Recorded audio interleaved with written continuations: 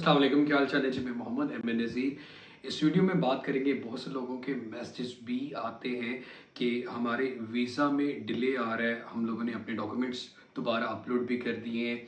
तो visa rejection की reasons क्या हैं और इनसे बचा कैसे जा सकता है। सबसे पहली बात तो ये होती है कि भाई आप जो नॉट स्ट्रेट फॉरवर्ड की ईमेल है, क्योंकि आप किसी एजेंट के थ्रू अपना वीज़ा अप्लाई कर रहे होते हैं, आपने अपने पर्सनल क्रेडेंशियल यूज़ नहीं किए होते, वो ईमेल आप तक पहुंचती नहीं है, आपको पता नहीं चलता कि होम ऑफिस ने आपसे कोई डॉक्यूमेंट फर्दर मांगा है या नहीं मांगा, जिसकी वजह से आपका वीज़ा डिले होता रहता है या फिर उसका जो डिसीजन है वो आपके एंगेंस्ट आ जाता है।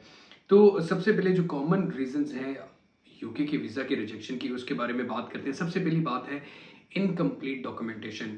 आप जब भी अपना वीज़ा फाइल करते हैं, जब आप अपनी एप्लीकेशन को डाउनलोड करते हैं, तो डाउनलोड करने के बाद आपको एक चेकलिस्ट मिलती है और उस चेकलिस्ट का मतलब है कि ये वाले जो डॉक्यूमेंट्स हैं, ये हर सूरत आपने वहाँ पे सबमिट करवाने हैं और ओरिजिनल डॉक्यूमेंट सबमिट करवाने हैं।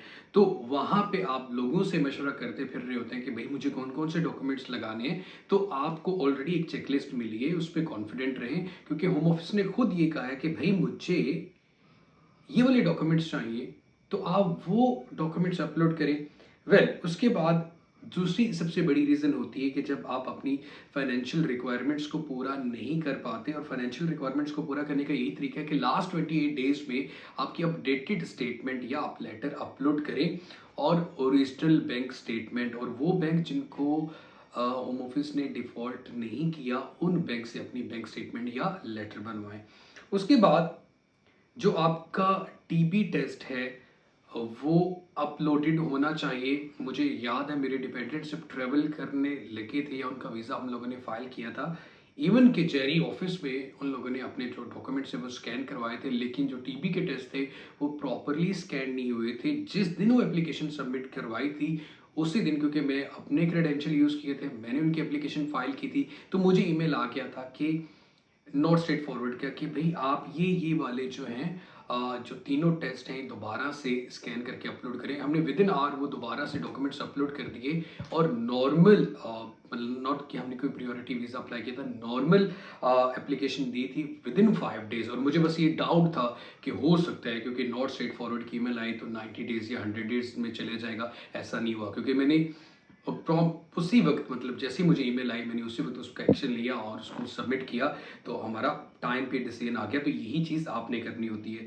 उसके बाद जब अपनी एप्लीकेशन फॉर्म जो फिल कर रहे होते हैं, देखिए अगर आपको ये लगता है कि आप नहीं कर पा रहे, तो आप किसी दोस्त से जो ऑलरेडी यूके में है या किसी ऐसे पढ़े लिखे बंदे से जो ये काम कर रहा है उससे एक अपनी जो एप्लीकेशन है वो वेरीफाई करवा लें।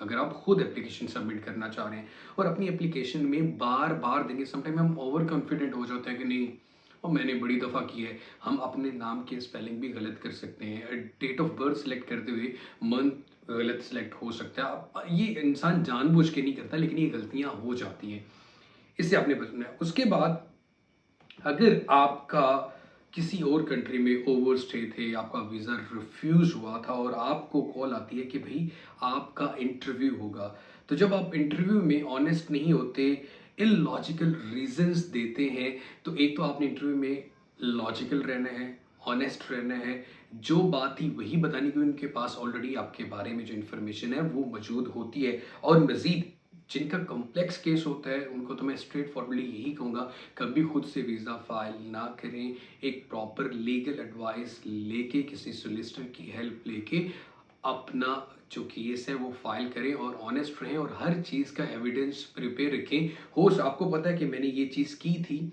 तो नेक्स्ट आपको ये भी पता होना चाहिए कि अगर ये काउंटर मेरे पे आ जाता है, ये क्वेश्चंस मुझसे पूछे जाते हैं, तो मैंने अपने आप को सपोर्ट करने के लिए क्या एविडेंस प्रिपेयर करके रखें और कौन से एविडेंस देने। अगेन आप इनसे इसी तरह से बच सकते हैं कि आप अपने डॉक्यूमेंट्स डबल चेक करें बिफोर सबमिटिंग द एप्लीकेशन। अपने जो फंड्स हैं उनको अच्छे से मेंटेन करें 28 डेज। मैं तो यही मशवरा देता हूँ, जब तक आप फ्लाई नहीं करते तब तक अपने फंड्स जो हैं वो अपने अकाउंट में ही रहने दें। उसके बाद अगर आपको लगता है कि आपका केस कम्प्लेक्स है, तो प्रोफेशनल हेल्प किसी सोलिसिटर से लें और ख़ुद गलतियाँ ना करें और ख़ुद से किसी से पूछ के कोई चीज़ ना करें। और अगर आपका स्टिल कोई क्वेश्चन है तो कोशिश करें कि मुझे इनबॉक्स ना किया करें, आप कमेंट सेक्शन में लिख दें कि आपका ये क्वेश्चन है, तो मेरे लिए ये आसानी होती है कि मैं वहाँ पे आंसर कर दूंगा।